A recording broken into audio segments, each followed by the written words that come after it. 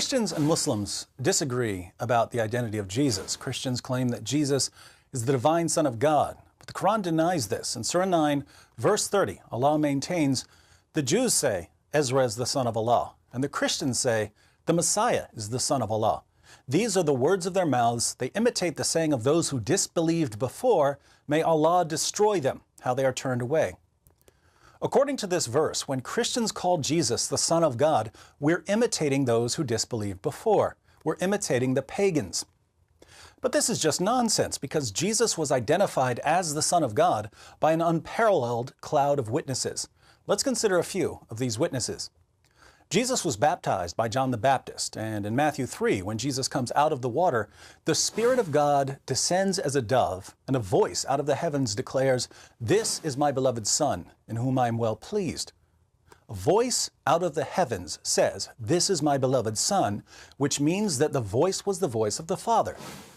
But how do we know whom the Father was talking about? How do we know he wasn't talking about John the Baptist or someone else?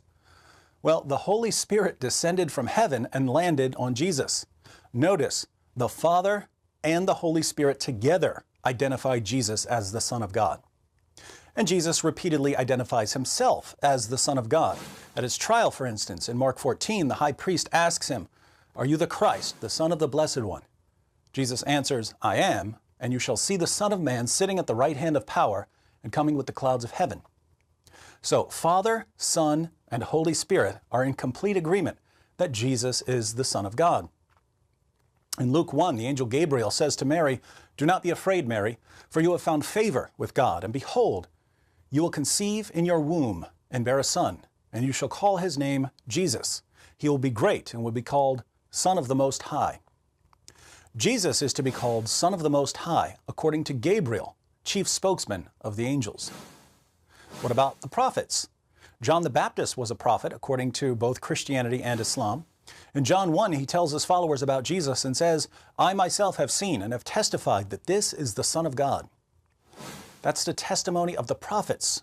How about Jesus' apostles? At the end of John 1, the apostle Nathanael says to Jesus, "Rabbi, you are the Son of God, you are the King of Israel." In Matthew 16, Jesus asks his disciples, "Who do you say that I am?" Peter answers, "You are the Christ, the Son of the living God." Now, if Jesus were just a prophet, this would have been a really good time to rebuke Peter.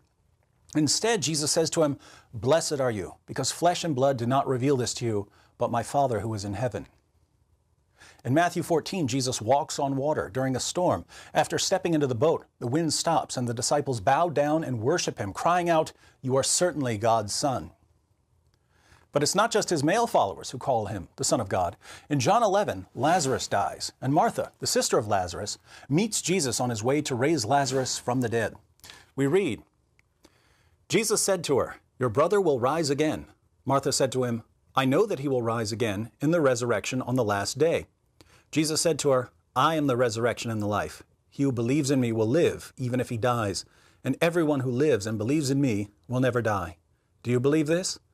She said to him, "Yes, Lord, I have believed that you are the Christ, the Son of God, even he who comes into the world." Martha and the apostles and John the Baptist were all Jews. But even some of the Romans called Jesus the Son of God. When Jesus died by crucifixion, there was an earthquake, and the Roman centurion and those who were with him shouted, "Truly, this was the Son of God." Interestingly, demons would call Jesus the Son of God as he was casting them out of people. Now think about the diversity of witnesses we have. The Father identifies Jesus as the Son of God. Jesus identifies himself as the Son of God. The Holy Spirit identifies Jesus as the Son of God. The angel Gabriel identifies Jesus as the Son of God. The prophet John the Baptist identifies Jesus as the Son of God. Jesus' apostles identify him as the Son of God. Martha identifies him as the Son of God. The Romans identify him as the Son of God. Demons identify him as the Son of God. Everyone who could possibly identify Jesus as the Son of God identifies him as the Son of God. 600 years later, Muhammad comes along and tells his followers that Jesus was not the Son of God. And this proves that Muhammad was a false prophet.